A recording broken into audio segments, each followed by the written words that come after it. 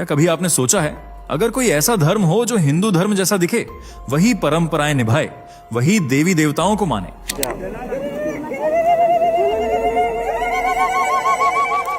लेकिन सदियों से उसे शैतान की पूजा करने वाला धर्म कहकर मिटाया जा रहा हो, तो वो कैसा दर्द झेल रहा होगा। आज वो धर्म दिल्ली की गलियों में पहुंचा है, भारत के दरवाजे पर दस्तक दे रहा है, रो रो कर मदद मांग रहा है। यजीदी, वो नाम जिसे सुनते ही मिडिल ईस्ट के आतंकियों की नींद उड़ जाती है, जिन्होंने अपनी जमीन खो दी, अपने बच्चे खो दिए, पर अपना भगवान नहीं छोड़ा। अब वही यजीदी कह रहे हैं, हिंदू ही हमारी आखिरी उम्मीद है। पर क्यों? ऐसा क्या रिश्ता है जो हजारों मील दूर इराक के पहाड़ों से उठकर सीधे भारत के दिल तक आता है? आज आप जो देखने जा रहे हैं वो सिर्फ एक रिपोर्ट नहीं, बल्कि एक खोई हुई सभ्यता की पुकार है। वो कहानी जो आपके दिल को झकझोर देगी और आपको सोचने पर मजबूर कर देगी कि क्या यजीदी सच में हिंदुओं की खोई हुई जनजाति हैं? वीडियो को अंत तक देखिएगा, क्योंकि आज जब आप सच जानेंगे तो आपको एहसास होगा कि ये सिर्फ उनका संघर्ष नहीं, हम सबकी पहचान की आखिरी लड़ाई है। चलिए दोस्तों, जरा जल्दी से कमेंट करके बताइए, ये वीडियो आपको कैसे मिला? क्या आपने इसे खुद सर्च किया था या ये अचानक आपकी स्क्रीन पर आ गया और आपने क्लिक कर दिया? सच सच बताइए, क्योंकि हमें भी जानना है कि आखिर YouTube आज हमारे सनातन धर्म की ये आवाज आप तक कैसे पहुंचा रहा है। और हाँ, अगर आप सच में एक सच्चे हिंदू हैं तो अभी के अभी चैनल को सब्सक्राइब कर लीजिए, ताकि आने वाली हर एक वीडियो सबसे पहले आपको मिले। वीडियो को लाइक करना मत भूलना, ताकि दुनिया को दिखाया जा सके कि सनातन की शक्ति अभी जिंदा है। तो चलिए बिना वक्त गंवाए बढ़ते हैं वीडियो में आगे। विदेशी धरती पर पनप रहा हिंदू से मेल खाता धर्म। कौन है यजीदी? क्यों पहुंच रहे हैं राजधानी दिल्ली? क्यों यजीदी भारत में बसना चाहते हैं? क्यों इन्हें शैतान का उपासक कहा जाता है? कैसे 70 से भी ज्यादा बार नरसंहार झेलने के बावजूद यह धर्म आज भी जिंदा है? क्या वाकई हिंदू धर्म की कोई खोई हुई जनजाति है? क्या हुआ था ऐसा 2014 में कि ये लोग हर मीडिया चैनल पर छा गए? और भारत से क्या चाहते हैं यजीदी? जानने के लिए वीडियो में अंत तक बने रहें। यजीदियों के बारे में हो सकता है आप पहली बार सुन रहे हो, क्योंकि यह दुनिया का वह गुमनाम धर्म है जिस पर सदियों से जुल्म हो रहे हैं, जिसे खत्म करने के लिए ऑटोमन साम्राज्य ने 72 बार आक्रमण किए। IS ने जिन्हें रौंदने के लिए हजारों आतंकी उतार दिए, पर फिर भी इस धर्म ने अपनी संस्कृति को नहीं छोड़ा। यजीदी लोग मुख्य रूप से इराक में शेखान, सिमेले, झको और सिंजर जिले, जो सिंजर पर्वत के आसपास हैं, वहां बसे हुए हैं। इसके अलावा सीरिया में अल जजीरा, अफरीन और अलेप्पो प्रांत के आसपास और जबल सिमान में, तुर्की के दक्षिण पूर्वी इलाके मार्डिन, बैटमैन, सान ल्यूरफा, सिरनाक और दियारबकिर में, तथा जर्मनी, आर्मेनिया, जॉर्जिया के कुछ हिस्सों में भी ये बसे हुए हैं। यजीदी यानी या प्लस सिद्धे, जिसमें याई का अर्थ है साउदर्न यानी दक्षिण और सिद्धिन का मतलब है सफलता या पूर्णता। इस तरह यजीदी वो लोग हैं जिन्हें भगवान कार्तिकेय की भक्ति करते करते साउथ इंडिया में सिद्धि प्राप्त हुई हो, लेकिन आतंकवादियों के जुल्म सहते सहते ये यजीदी से यजीदी हो गए हैं। पर अभी भी दोनों नामों में कुछ ज्यादा फर्क नहीं है। इसी तरह यजीदियों और हिंदुओं की मान्यताओं और परंपराओं में भी ज्यादा फर्क नहीं है। आर्कियोलॉजिस्ट्स और साउथ इंडियन हिस्टोरियंस यह मानते हैं कि यजीदी कोई और नहीं बल्कि भारत के प्राचीन हिंदुओं से जुड़ी एक खोई हुई जनजाति है, जो प्राचीन समय में दक्षिण भारत के तमिलनाडु से मिडिल ईस्ट में चली गई थी। इतिहासकार मानते हैं कि यजीदी सबसे पहले तुर्की के आदियामन शहर में पहुंचे थे, जिसे उस समय कुर्दिस्तान कहा जाता था। कहते हैं कि इसे आदियामन नाम तमिलनाडु से आए यजीदियों की वजह से ही मिला था, जिसमें आदि का मतलब है एंशिएंट और यामन यानी साउदर्न। इस तरह आदियामन हो गया प्राचीन दक्षिण। ये नाम कहीं ना कहीं यजीदियों के आने के सबूत पेश करता है।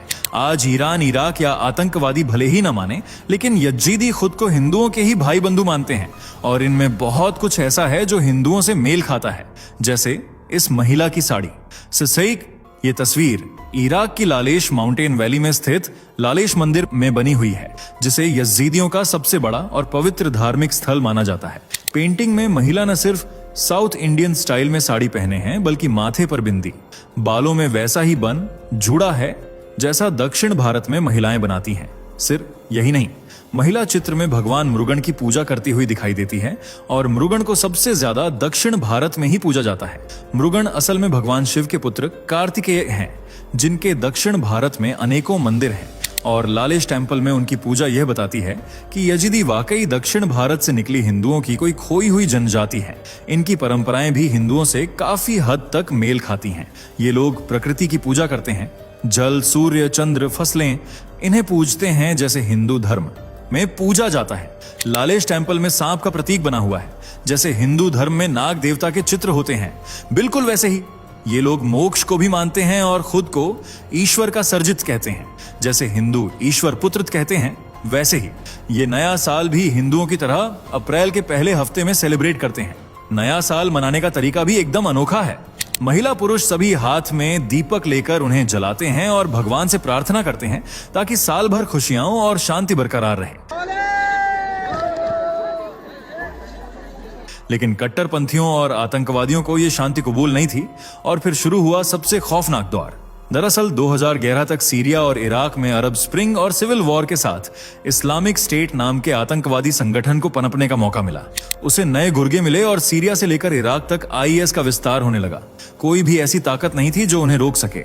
और फिर 29 जून 2014 को अब्बू बकर अल बगदादी नाम के आतंकवादी ने इस्लामिक खिलाफत की नींव रखी। उसका साम्राज्य सीरिया के अलेप्पो से लेकर इराक के दियाला तक फैल चुका था और इसी विस्तार के कारण आईएस को एक नया नाम भी मिल गया था, Islamic State of Iraq and Levant, यानी Islamic State of Iraq and Levant, ISIL. जबकि सीरिया में यह हो गया Islamic State of Iraq and Syria, ICS, जिसे दाइश भी कहा जाता था। अब्बू बकर अल बगदादी के इस्लामिक स्टेट में रहने के लिए दो प्रमुख शर्तें थीं। पहला, आपको मुसलमान होना पड़ेगा, अगर हो तो अच्छी बात है और नहीं हो तो इस्लाम कबूल करना होगा।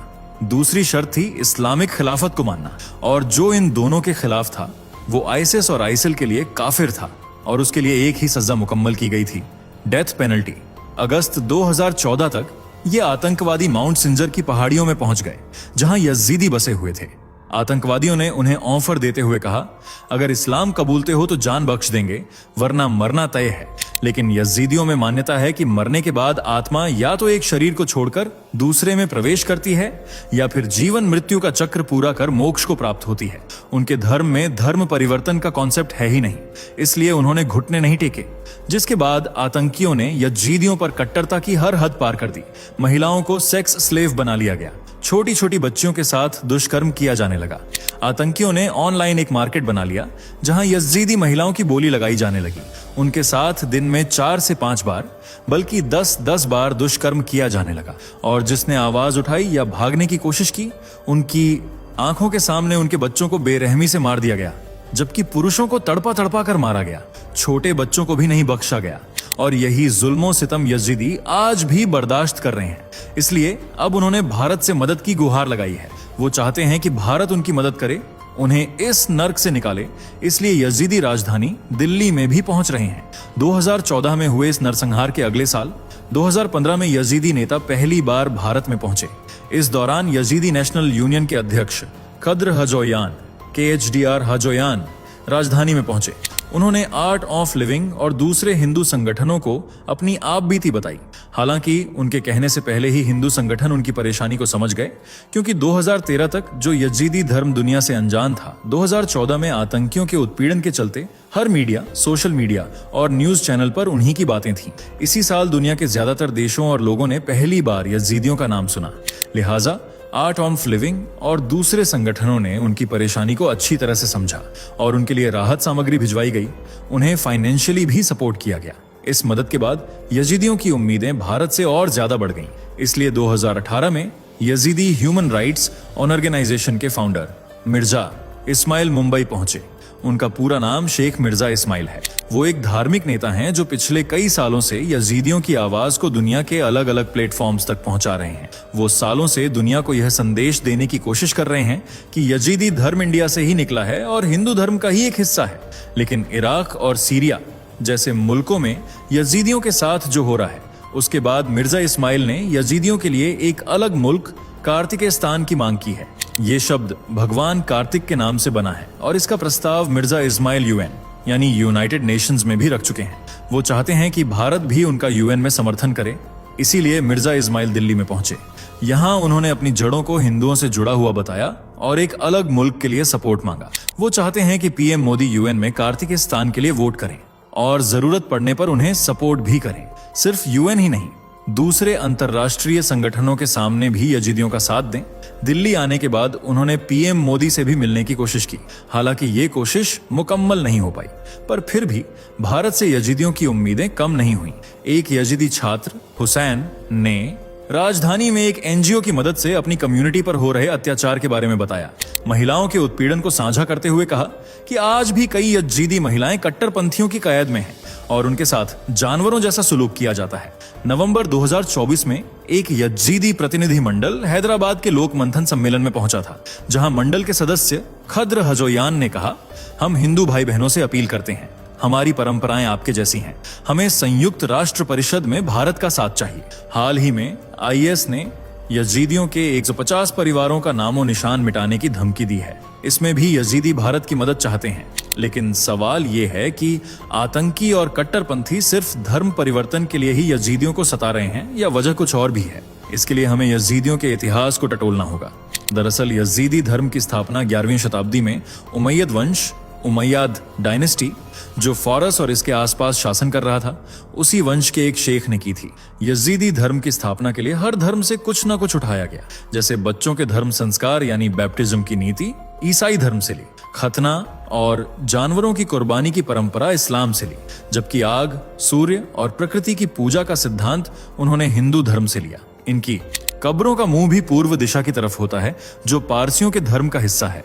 हालांकि ये बाइबल और कुरान को नहीं मानते, न ही अल्लाह या हदीस को, न ही हिंदू धर्म ग्रंथों को। इन्हें न पैगंबर पर भरोसा है, न ही नबी पर, बल्कि उनके अनुसार दुनिया में 7 फरिश्ते हुए और इनमें से वे मलक ताउस या मलक तौस की ममोनौत तौ की पूजा करते हैं। वे दिन में 5 बार मलक तौस की पूजा करते हैं।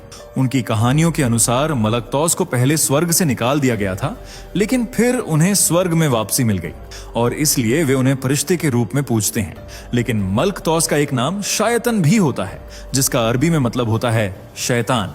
और बस यही वो कड़ी है जो यजीदियों के लिए गलत धारणा पैदा करती है। खासकर कट्टरपंथी मानते हैं कि यजीदी शैतान के उपासक हैं, शैतान की पूजा करते हैं, इसलिए उन्हें जीवित रहने का भी कोई अधिकार नहीं है। इसी धारणा के चलते यजीदियों पर कई बार आक्रमण हुए। वो जहां भी गए वहां से उन्हें दुत्कार कर वापस भगा दिया गया, लेकिन यजीदियों ने फिर भी अपने इतिहास और अस्तित्व को बनाए रखा। एक वक्त था जब यजीदियों की संख्या 10 लाख से भी ज्यादा हुआ करती थी, लेकिन आज ये हजारों में सिमट कर रह गए हैं और अपने अस्तित्व को बचाने के लिए इधर उधर भटक रहे हैं। वो भारत में शरण लेना चाहते हैं ताकि सुरक्षित और खुशहाली से जीवन जी सकें, लेकिन भारत के हाथ भी बंधे हुए हैं, क्योंकि भारत मिडिल ईस्ट के साथ रिश्ते खराब नहीं करना चाहता, क्योंकि इराक देश का एक मजबूत ऑनियल पार्टनर है और यजीदियों की डायरेक्ट मदद भारत की रणनीति को खराब कर सकती है।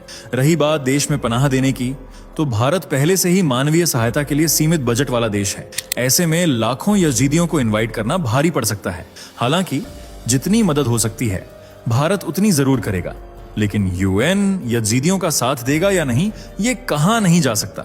आपको क्या लगता है? कमेंट करके जरूर बताएं। वीडियो पसंद आई हो तो लाइक, शेयर कर चैनल को सब्सक्राइब करें और बेल आइकन को प्रेस करना बिल्कुल न भूलें। दोस्तों, आपके स्क्रीन पर 2 और वीडियो दिख रही हैं, जिसे देखने के लिए आप स्क्रीन पर क्लिक करें। दोनों देखिएगा, बहुत अच्छी वीडियो बनी है।